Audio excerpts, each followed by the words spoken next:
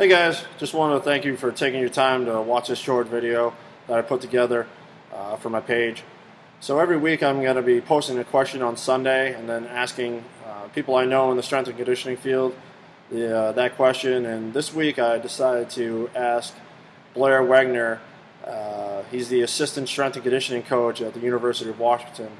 I asked him, being where you are now in the strength and conditioning field, if you can go back and give your younger professional self some advice to be successful in this field, what would you tell yourself as an intern or a grad assistant?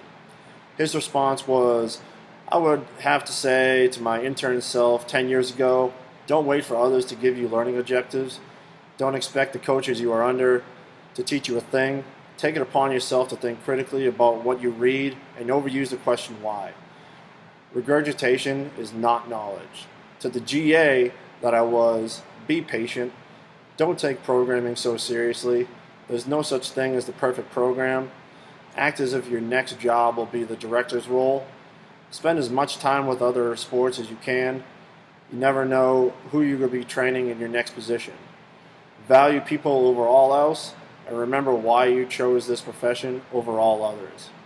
So just my take on his response is it's a great response, nice and short, and he started off by saying, as an intern, don't wait for others to give you learning objectives. You got to take it, especially if you're just getting into the field and you want to be very successful, you got to take it upon yourself to learn as much as you can from everybody that you can. So you can't sit there and just wait for people to be like, hey, this is what we're learning today, or blah, blah, something along the lines like that. He goes on to say, don't expect the coaches you're under to teach you a thing.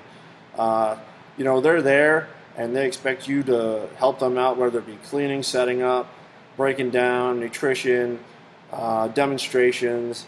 And for me as an intern, I was thrown right into the fire. After the first week, it was like, hey, you got this warm up.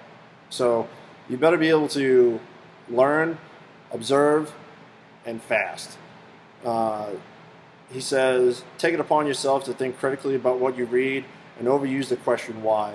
And that sort of all touches together. You got to ask the coaches why. Like I said, they're not going to sit you down and teach you everything. Fortunately, I was at Harvard and they sat us down weekly and went over some learning objectives of why they do things they do, the teachings that they teach, and then they gave us assignments on programming. But not all strength and conditioning programs are like that, especially for smaller schools. So as an intern, you've got to be able to ask the question why.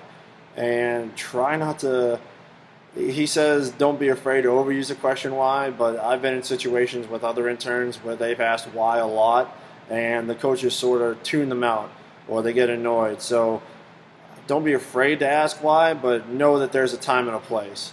Regurgitation is not knowledge.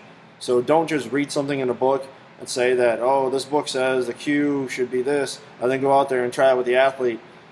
Every athlete's different. They're all going to react differently to certain coaching cues or certain standards. So make sure that, just because you read it doesn't mean it's necessarily going to always hold true. To the GA, be patient.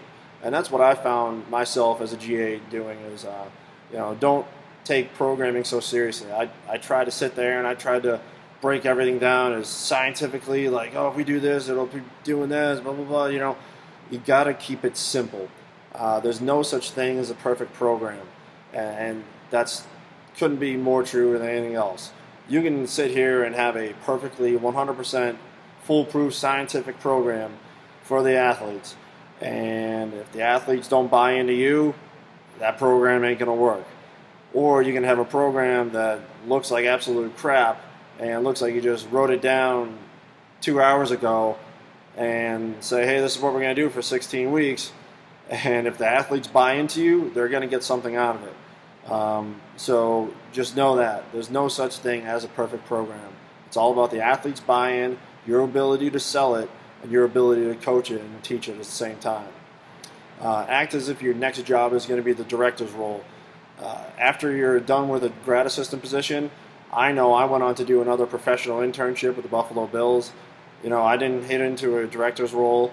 From there, I went on to do another paid assistant position, and then now I'm in my first full-time position as an assistant. Other people are more fortunate enough to move on and become a director at a smaller college or a bigger college. But either way, it's never like I acted like, hey, I'm going to be going and I'm just going to do this and I'm going to be content with that. You got to prepare to be the director. So that means learning the administrative side of whoever you're working under, understanding what they do when they have a budget, things along that lines, learning how to design a facility, maintain a facility, handle multiple teams at once. So all that good stuff that becomes with the directors.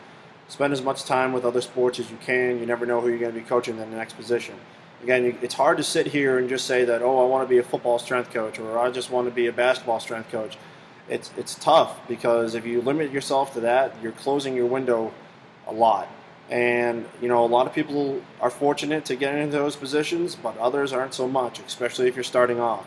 So you got to be able to work with both female and male athletes, bigger and smaller teams, injured and non-injured athletes. You never know what's going to be thrown your way. You got to take advice from everybody. You got to see what other athletes are doing and be able to coach them. Just because it works with one athlete doesn't mean it's necessarily going to be working with all athletes. Each athlete is themselves.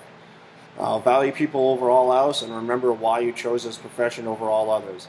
You got to network. A lot of times of why people get into certain positions that they do is because of the people that they value and the connections that they keep. And then if you find yourself slipping or wondering why you're doing what you're doing, then it's time to check yourself and understand what you're doing this for. Do you just like lifting weights and figured you can help others, or do you really love to impact lives and try to help people become better citizens and athletes? Because at some point in time, their athletic career is going to become over, and you're going to want them to become better athletes on the field, but also better citizens when they're done. So remember that moving forward. You can't be 1 foot in, 1 foot out of this profession. You got to be all in or all out because you're doing the disservice to the athletes that you're training if you're not all the way in with them. So thank you for taking your time to watch this video. I'll be posting videos every Thursday in response to the questions that I post every Sunday. And looking forward to hopefully getting a lot of people to like my page and follow my journey and my training, and hopefully everybody can get or take something out of the things that I post on my page. Thank you very much. Stay strong.